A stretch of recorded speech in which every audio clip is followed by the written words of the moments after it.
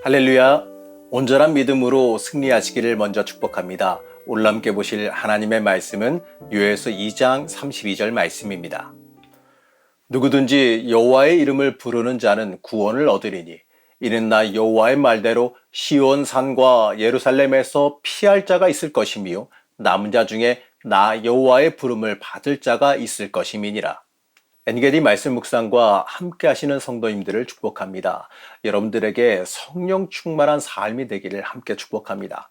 일반적인 선지서는요, 이스라엘이 받을 심판과 그것의 회복에 대한 내용을 다룹니다. 그런데 이 요엘 선지서는요, 이러한 일반적인 회복을 뛰어넘는 복을 말합니다. 이 심판받은 내용을 훨씬 뛰어넘는 회복, 바로 전혀 예상하지 못할 정도로 엄청난 복을 말합니다. 2장 28절에서 32절까지 이러한 이 복은요, 하늘에서 떨어지듯이 갑자기 주어지는 복을 말합니다. 그 놀라운 복의 구조는요, 세 가지로 나눌 수가 있어요. 그 첫 번째는요, 이스라엘 안에 하나님의 신이 모든 사람에게 부어진다는 겁니다. 두 번째는 하나님의 능력이 온 세상에 나타날 때가 있다는 것이고, 세 번째는 이스라엘에 주어진 복을 모든 세상도 함께 누릴 기회가 제공된다는 겁니다. 먼저 이 하나님의 신이 모든 사람에게 부어진다라고 말씀하는데 여러분 이거 엄청난 복이지요. 28절 말씀입니다.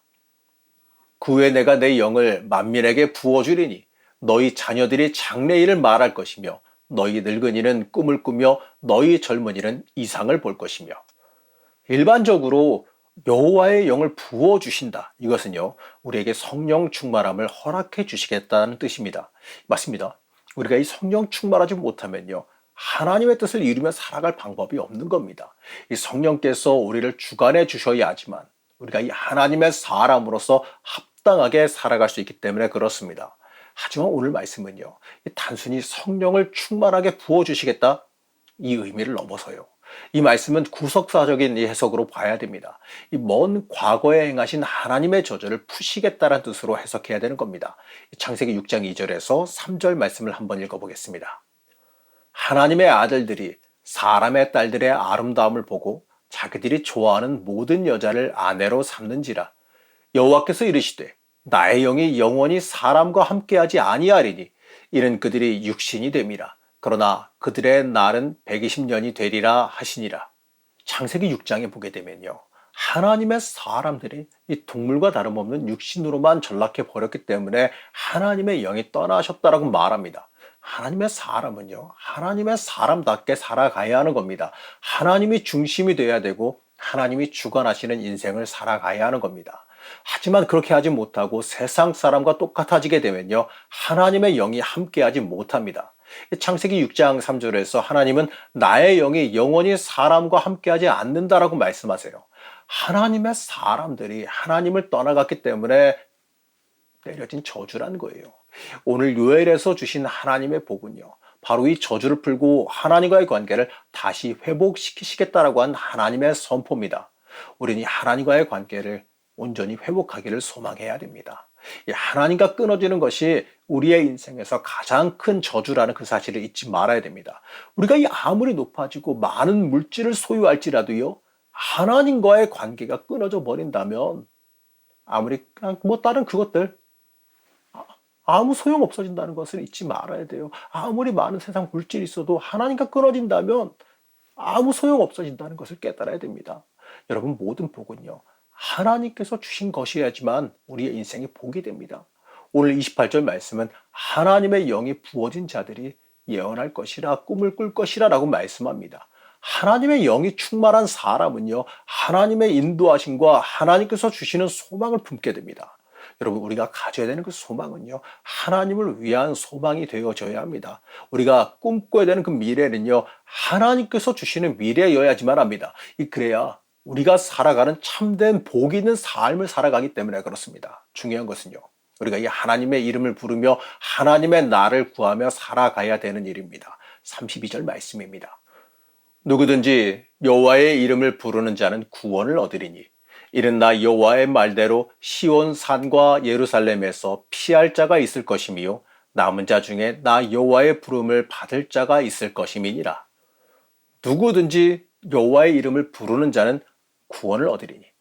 우리가 이 고난에서 가장 중요한 것은요, 그 고난을 탈출하는 일입니다. 그렇다면 그 방법이 뭘까요? 바로 여호와의 이름을 부르는 일이에요. 여호와의 이름을 부른다 이것은요, 나는 못한다라고 하는 항복의 고백입니다. 내 고난 가운데에 나를 도우실 분이 하나님이시다라는 것을 절대적으로 고백해야 됩니다. 하나님 앞에 철저히 내 힘으로 할 수 없음을 고백하고 회개하며 나아가야 돼요. 하나님의 자비하심과 인자하심을 간구해야 됩니다. 그리고 여호와의 이름을 부른다라고 하는 것은요, 하나님 앞에 나와 이 공식적으로 예배하는 것, 하나님을 섬기는 것을 뜻합니다. 우리는요, 온전히 하나님 앞으로 나와야 됩니다. 하나님 앞에 항복해야 되고 하나님 앞에 나와 예배하며 하나님을 찬양해야 됩니다. 이 시온산과 예루살렘에 바로 하나님이 계신 그곳에 우리의 피할 곳이 있어요. 여호와 앞으로 온전히 나아갈 때에 하나님의 부르심을 받아서 온전한 회복과 은혜를 경험하게 될 겁니다. 살아가는 성도 여러분, 하나님 앞에 온전히 나오는 일은 우리의 저주를 끊어버린 일입니다. 무엇보다도 가장 중요한 일은요, 하나님과 나와의 관계를 다시 회복하는 일입니다. 이 고난 중에 고난 해결보다 더 우선시 돼야 될 일은요, 하나님과의 관계를 회복하는 일입니다. 그래야 하나님과의 관계가 먼저 해결돼야 고난과 어려움도 해결되어지기 때문에 그래요. 우리의 인생의 가장 중요한 일은요, 여호와와 함께하는 것임을 잊지 마시기 바랍니다. 하나님의 이름을 부르며 주의 자리에 나올 때에 우리에게 소망이 있다는 그 사실을 잊지 마시기 바랍니다. 하나님께 나올 때에 우리에게 하나님의 꿈과 소망이 함께할 것입니다.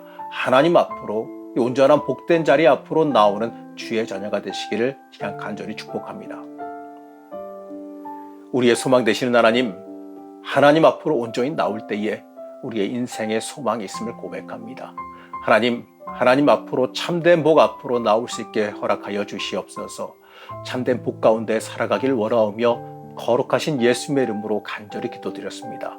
아멘.